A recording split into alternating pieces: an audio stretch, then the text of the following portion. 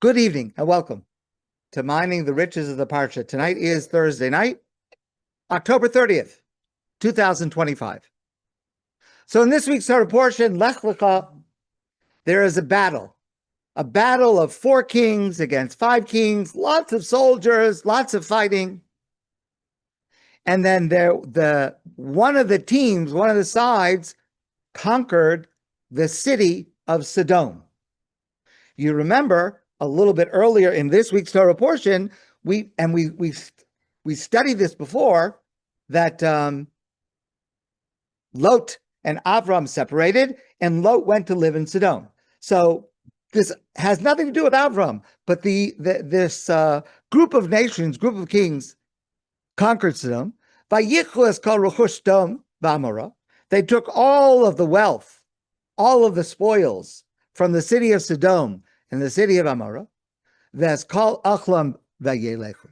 And they took all the food that they had and they left. Vayichu es Lot. And they kidnapped Lot.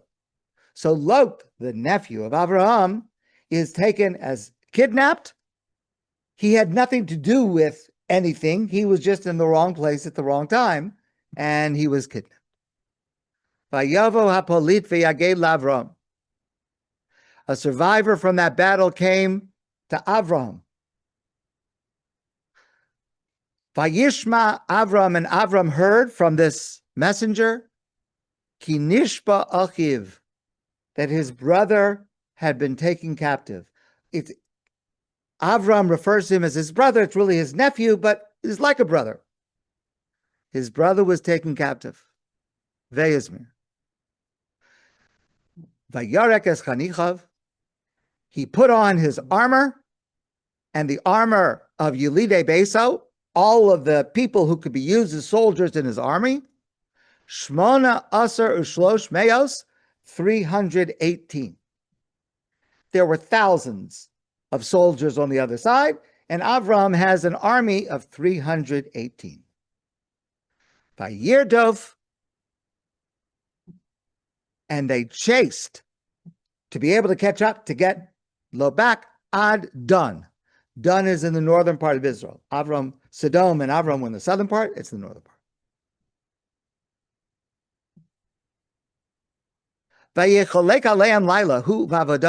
So obviously, with 318 soldiers, he's not able to enter into a daytime battle face-to-face. He has to use some kind of guerrilla warfare.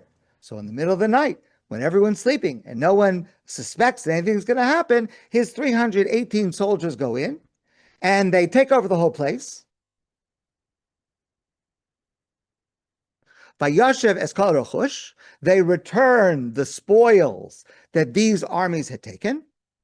The gam es Lot achiv, and also they freed Lot, the nephew of Avraham. Now, to celebrate that victory, Malki-Tzedek, there was a man named Malki-Tzedek. Now, Malki-Tzedek, literally, if you would translate it, means righteous king, but it was his name. I do have to just say there's more than one opinion about that. Some people say his name, when he was born, his mother called him Malki-Tzedek. Hey, Malki-Tzedek, come on inside, it's time for dinner. But others say that no, it was like a title. And he was Melech Shalem. He was the king of a place called Shalem. Our sages tell us that this is Yerushalayim. Yerushalayim, Jerusalem, is made up of 2 words, Yireh and Shalom, but that's the city of Shalem. Malki-Tzedek Melech Shalem, the king of Shalem, Hotzi Lechem v'Yayin, brought out bread and wine. Vayivarachehu, Vayomar, and Malki-Tzedek gave a bracha, gave a blessing to Avram, and said, Baruch Avram, L'kel Elyon, Avram should be blessed to the Almighty God, to the merciful God, Konei Shamayim v'Aretz, the creator and owner of heaven and earth. This Malki-Tzedek was one who believed in one God. He was not a pagan. So he gives a blessing to Avram, and then he gives a blessing to Hashem, Ubarach Kel Elyon, and God should be blessed. asher migain sorecha biadecha, who has protected you and delivered your enemies into your hand. And in response to that, in the middle of that speech, or at the end of that speech that took place in the middle of the meal that consisted of this bread and wine that Malki-Tzedek brought, Avraham responded, Vayitein lo maser mikol. Avraham took meiser. Meiser, there's an English word, tithing. Both of those words in their respective languages mean 10. So meiser means a tenth, 1/10, 10%. Tithing means to separate 1/10. Usually it's in the context of separating 1/10 to give to charity.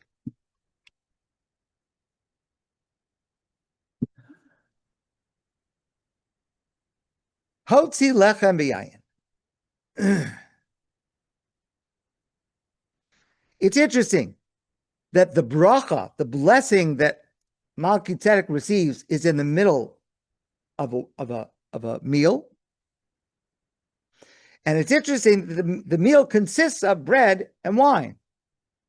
Now, the truth is, that could be an amazingly delicious meal. Fresh bread, old wine, delicious. Don't need anything else. But listen, please, to the insight from a great commentator who lived about 100 years ago, and the name of his work is called Mishpatzei Shlomo. He says as follows: it is not just that in the middle of the meal, Malki-Tzedek gave a blessing to Avraham. He did that, but he did something else. The meal that he served was also in itself a blessing. So there was one blessing that consisted of words and another blessing that consisted of foods.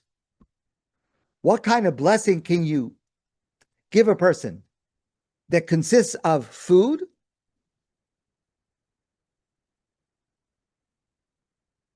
You can give them the secret of the success and eternal nature of the Jewish people.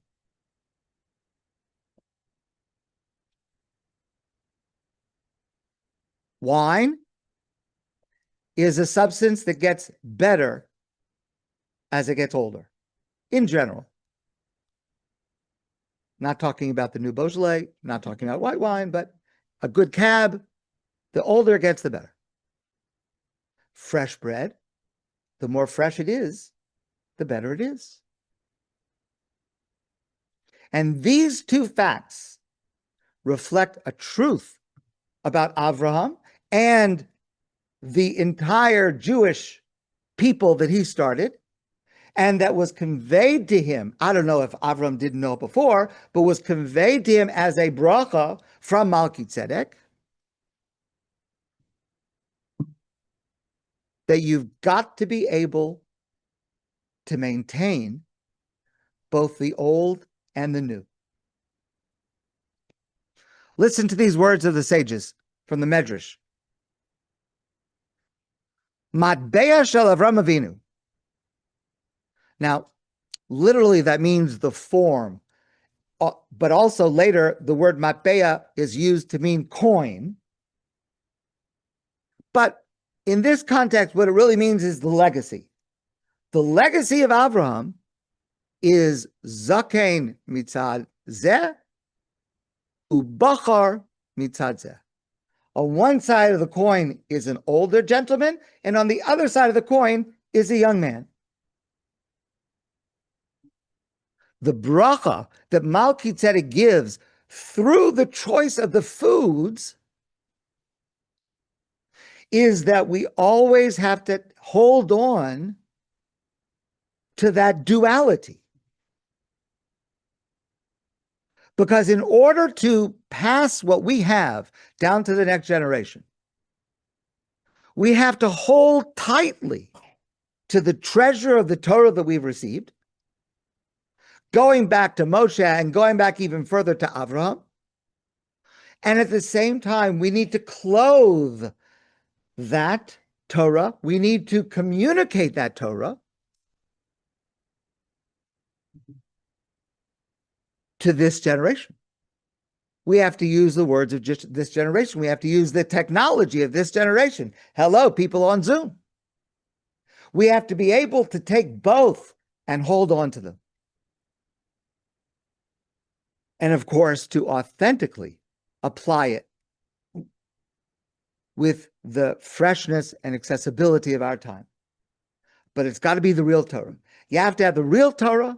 You have to be rock solid, grounded in the past in order to be able to apply it in a contemporary way so that people today can hear it and can understand it. It's not always so easy to do. And a person has got to consistently check themselves, and an organization has got to consistently check itself. Do I have the right balance? Our sages say, Bishnei hasamalim ha'eleh, with these two symbols, hivtiach lo kiyum v'nitzchios olamos. We are promised that we will remain and flourish forever.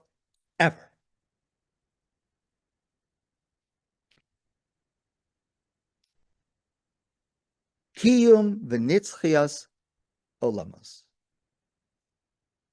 That's what we hold on to. That's what we do. We try here. That is our goal, our mission, to be able to share and experience authentic Torah, but in a way that is accessible to people today. I'll give you a demonstration of this. Let me share a story that I heard from Sivan Rahab Meir, because at no time is this more evident than after a destructive catastrophe. Listen to this story.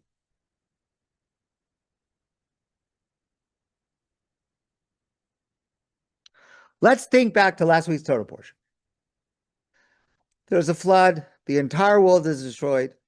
Noach and his family and two of the animals are saved on the table, on the ark. And then God says, Noah, say min hateva. It's time to go out. It's almost as if Noah was reluctant to leave, which one could understand. They spent about a year, almost exactly a solar year, about 365 days approximately, in that ark.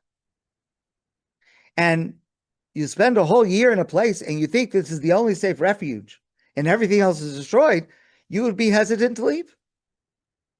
So God says, say min hateva, leave the ark. It's time to start the world over again, repopulate, and start over again. But how in the world can a person do that? You're confronted with unprecedented, once in not a lifetime, once in the lifetime of the universe, where there's a flood that it destroys the entire world. How do you face the challenge after such a catastrophe? How do you hold on to both the wine and the bread? Because you are recreating the world. How do you do that? So I'm going to tell you this story. It's a true story. It happened about a year ago. Sivan Rahab Meir was at a Jerusalem hotel for Shabbos, together with about 100 of the survivors of the Nova Music Festival. So this is about almost a year after it happened. And so there were survivors, and there also were bereaved parents and siblings and relatives. And this Shabbos was organized to try to bring spirit and inspiration, but also support.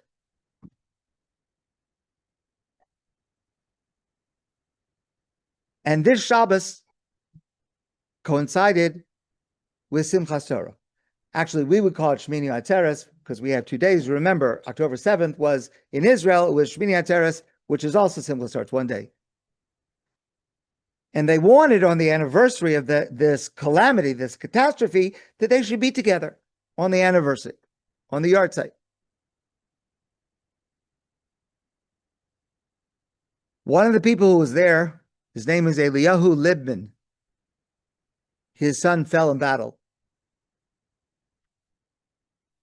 He sat down next to a young man. He's an older gentleman. He sat down next to a young man who was a survivor. He had been at the Nova Festival. He experienced it. He was able to survive.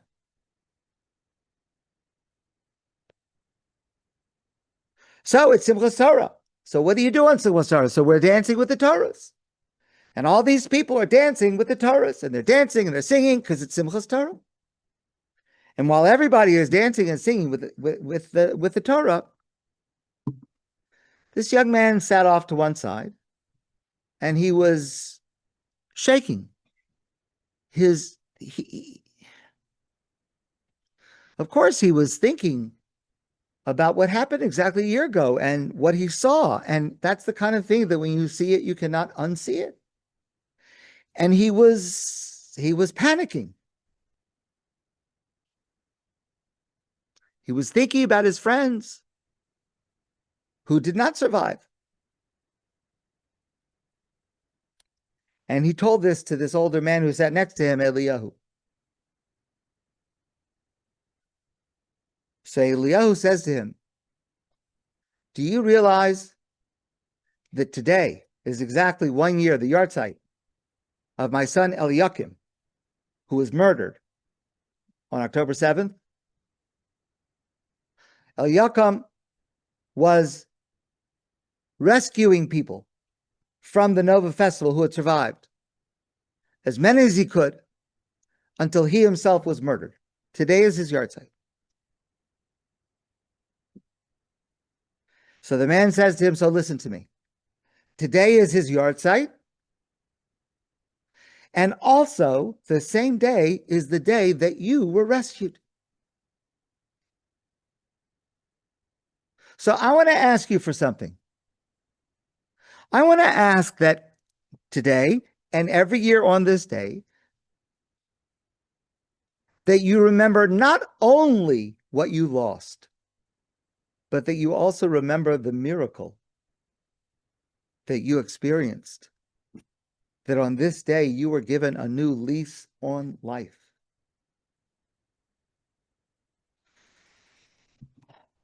The young man stopped shaking.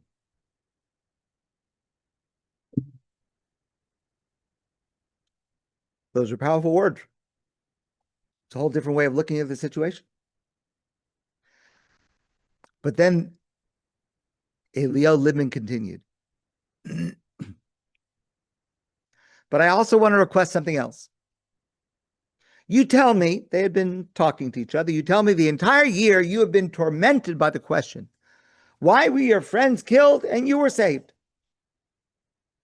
It's a normal reaction called survivor's guilt. Why was I saved? I have no right to be living here. It should have been me that was killed and my friend that was saved. And that's a normal reaction that people have in a situation of post-trauma. So he says to the young man, I want you to answer that question for yourself. Why am I still here? Because if you survived, there must be a reason for it.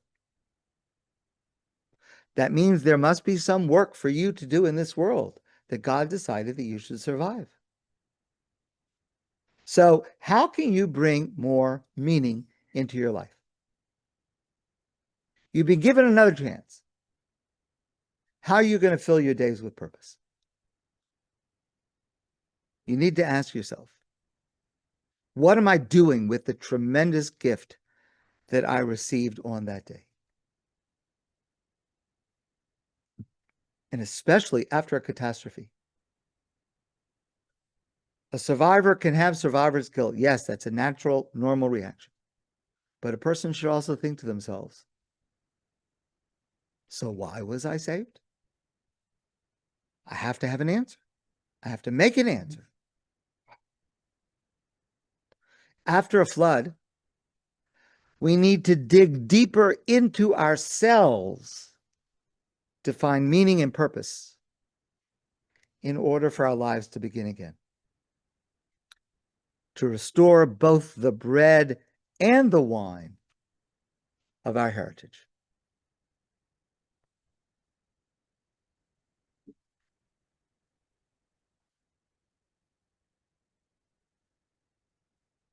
Near the end of this week's portion, we are introduced to the mitzvah of Brit Milah, ritual circumcision. And the Torah commands that on the 8th day, a baby boy should have Brit Milah, ritual circumcision. Of course, if the baby is not well, it's delayed, but ideally on the 8th day. And as soon as Avraham was commanded, he did a bris on himself. He did a bris on his son Yishmael. And he would do a bris. Oh, Michael, that is so kind of you. Thank you so much.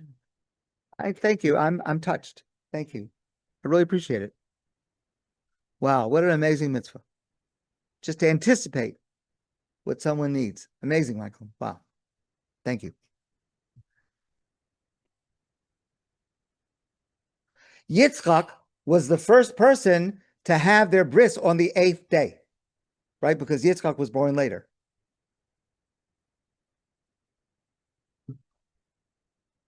Recently, I attended a bris.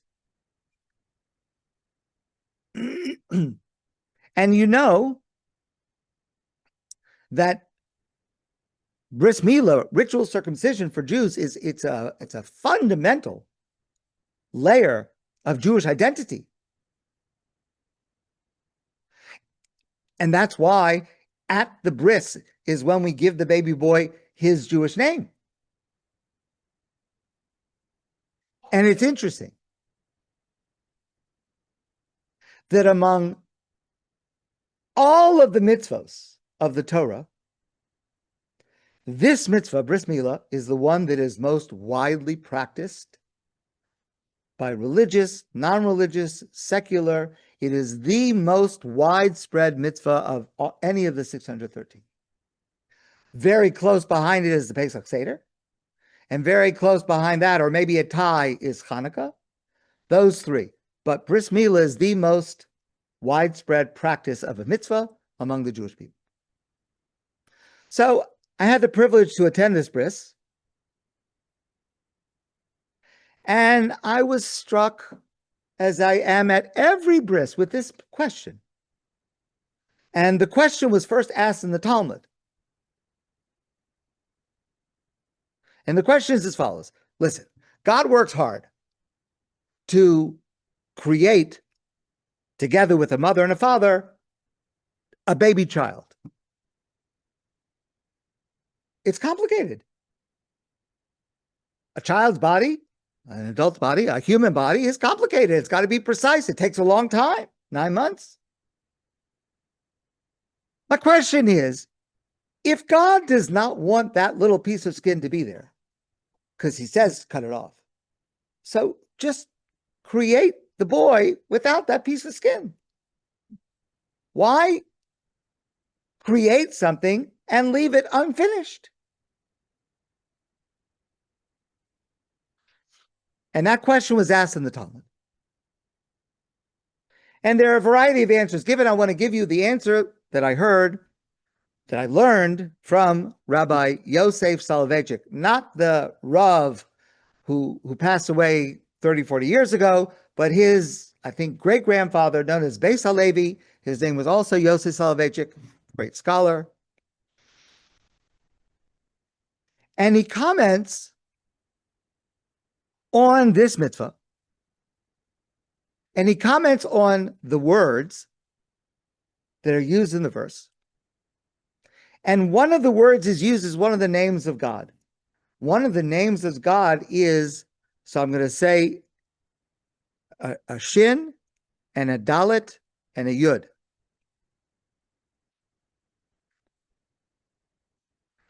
Instead of saying Hashem's name outside of the context of prayer, instead of a dalet, we use a kuf. So we say shakai, but it's shakai, but it should be with a dalet instead. That is a name of God.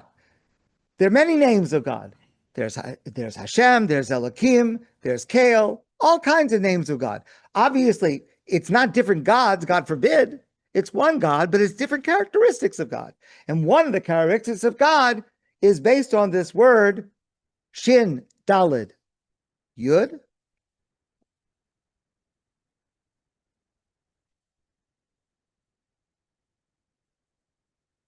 What does it mean? Well, actually, it's a portmanteau. It is a taking of two words and making them into one word. She'omer la'olam die. Die means enough. Enough. Die. Die. Enough.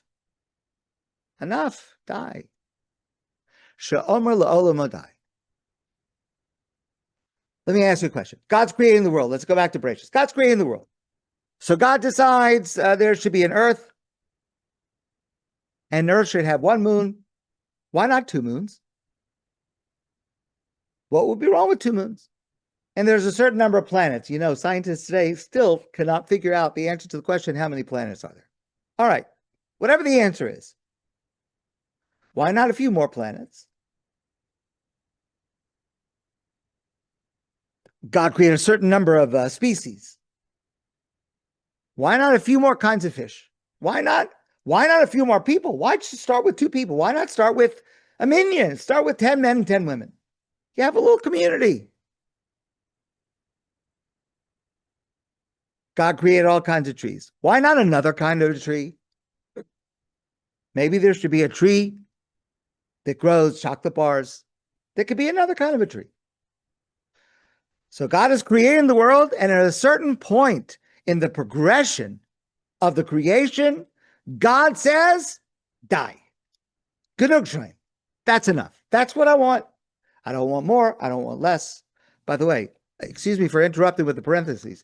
I don't want more and I don't want less. What happens when human beings cause the extinction of a species? It is a spiritual sin because God felt that that species needs to be here. And man, human beings, through their actions or inactions, something that God created has been lost to the world. And I forget the figures of how many species are lost every day and over the past year. I mean, right, that's in parentheses. No more, no less. So this name of God, it stands for She'omar la'olamo die. God said of the universe, enough. Stay here. I'll hold here. Beis HaLevi adds something amazing. The Beis HaLevi says that not only was God creating, and then at a certain point, God says, this is enough stuff. This is enough trees. This is enough mosquitoes. This is enough. But also, not just quantitatively, but in a qualitative manner. For example, God created Adam and Eve, Adam and Chava. How old were they when they were created? I don't know. I don't know. Presumably it couldn't be babies because they wouldn't be able to take care of each other. But did they have long hair? Did they have short hair? What was it really? What was it like?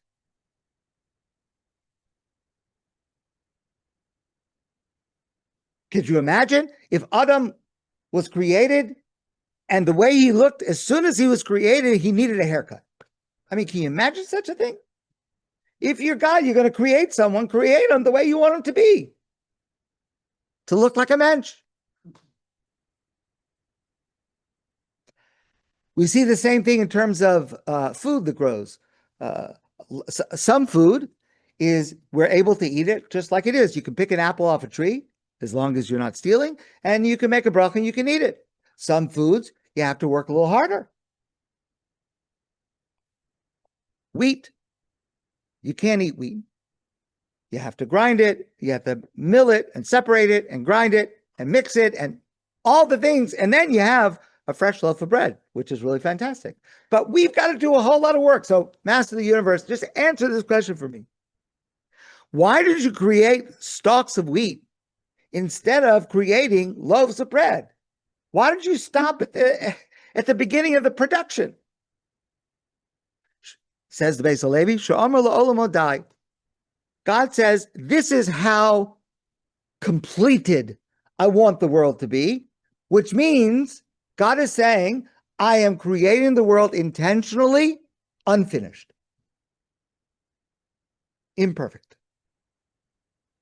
I didn't do as much as I could have done on purpose. Why?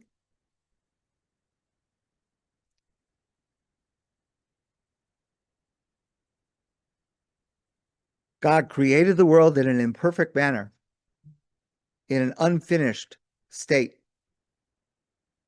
in order to give human beings the role of being a partner with God,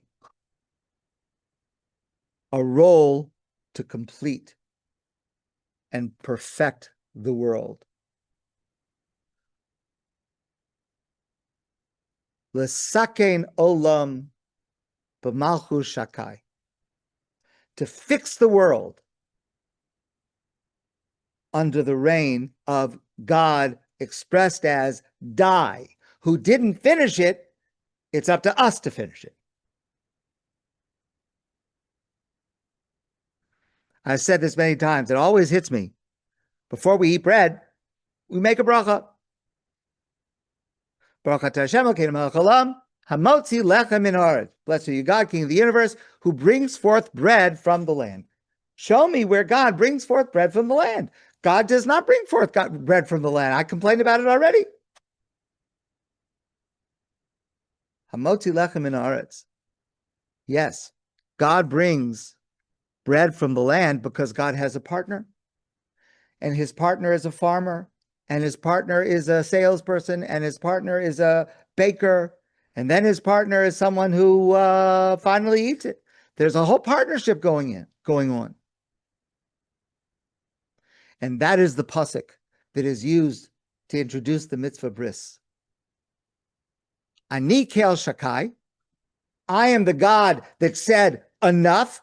I did not finish the completion of the male body. His halech lefanai v'haya tamim.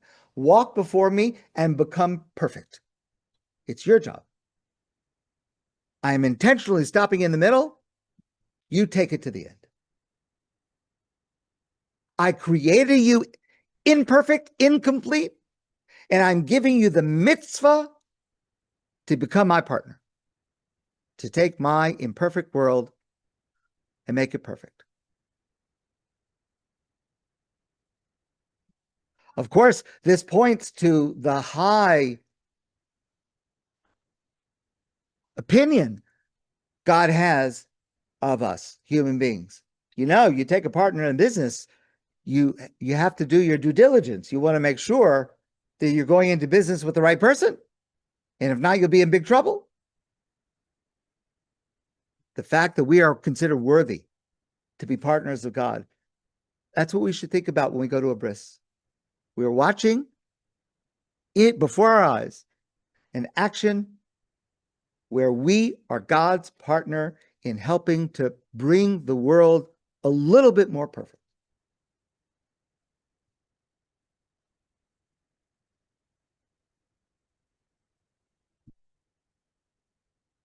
There are challenges that face the Jewish people today.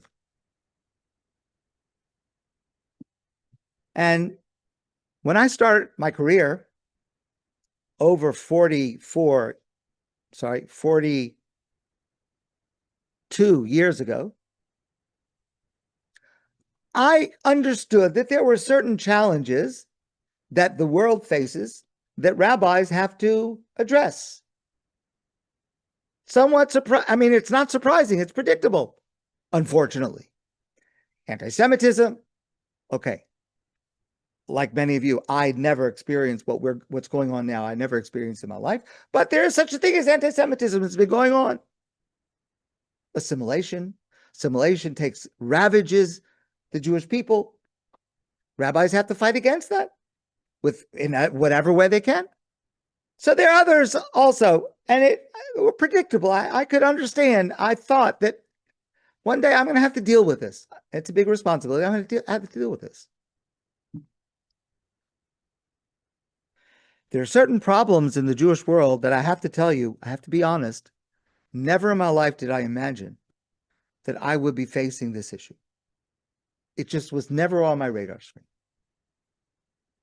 Maybe I'm naive. Maybe I come from a sheltered environment, maybe.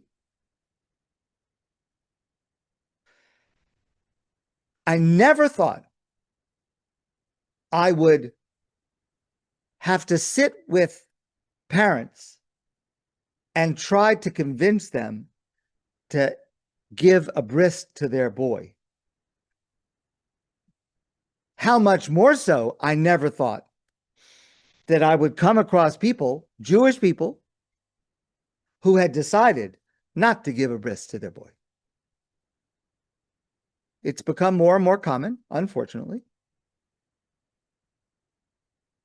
But I never imagined this I've got to fight about now. I understand Shabbos. They got people who keep Shabbos have to fight and fight. I mean, obviously in a positive, loving way to keep kosher. Okay. But Brit Milah, I mean, there hasn't been any. Yes, of course, other nations, the other peoples and the groups, fine. But Jews?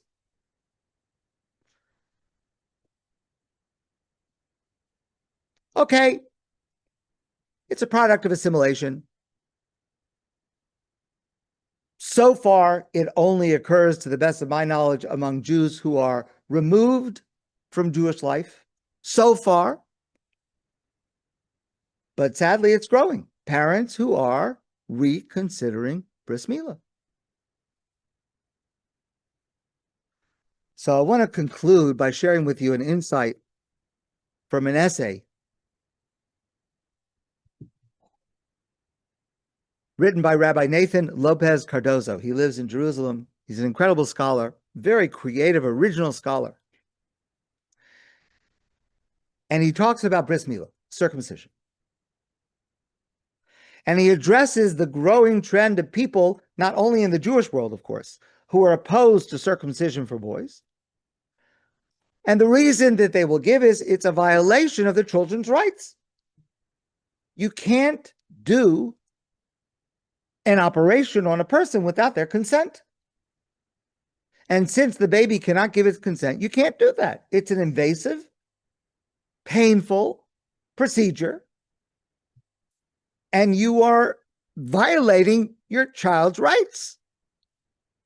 And you are creating mental and physical harm to the child because the child is traumatized by the bris. And that child, as he grows up, it gnaws away and it comes out as some kind of problem, a neuroses, a psychosis, a depression. How do you have the right to do something like that? This is among the claims made by those against.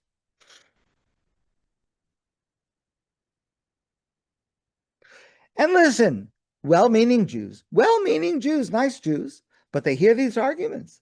I don't want to infringe on children's rights. I don't want to cause mental, emotional anguish to my child. Of course, there's no evidence for it, but who's going to take a chance like that?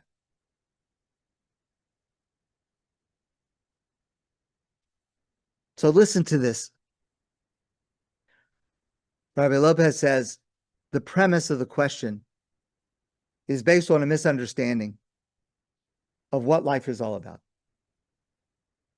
Because to be truly alive means that a person lives for some supreme goal.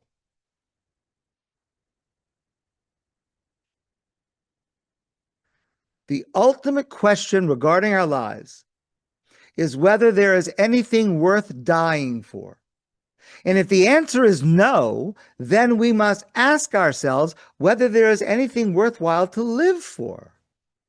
For most thinking people, there is more to life than our physical survival or having a great time. So why am I here? There's got to be something for which I would be willing to give my life.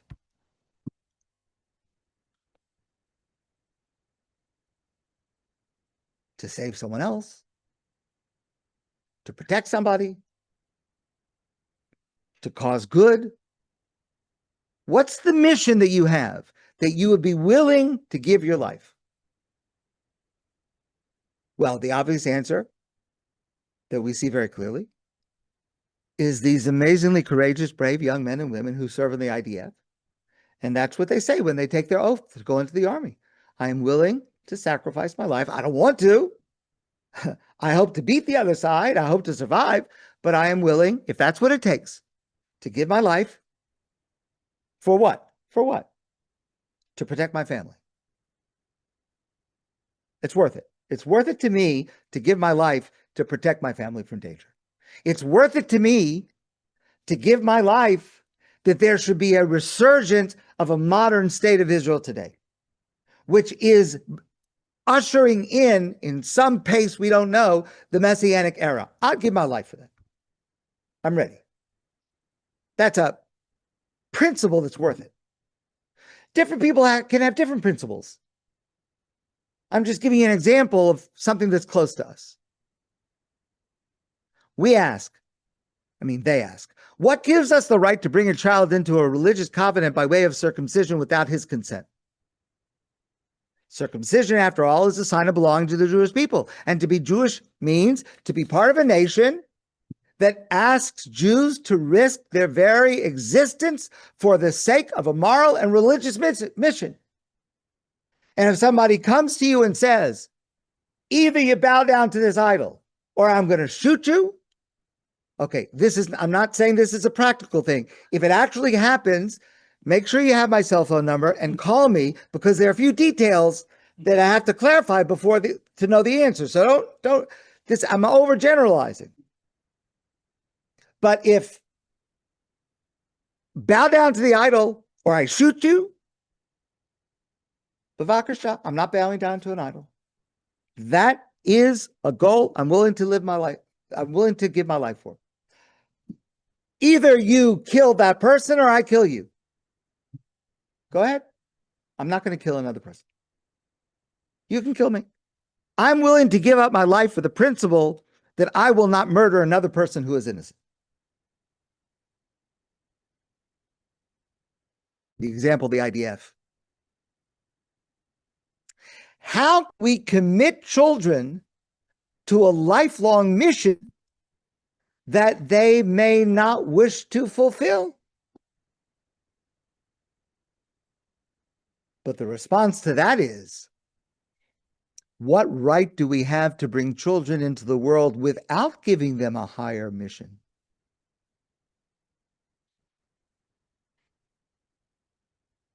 Is there anything more heartless than giving birth to children, letting them know why they live?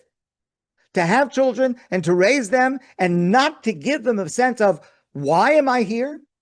There could be different answers. You don't have to be Jewish.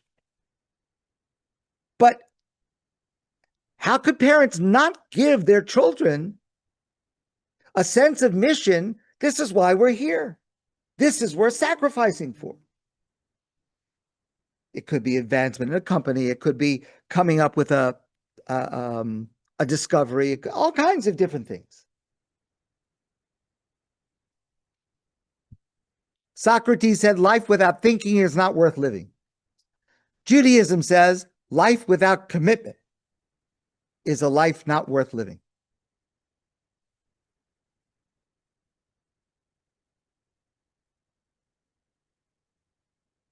For Jews, the promise to live life with a great mission as its guide, that is God's seal imprinted on human flesh.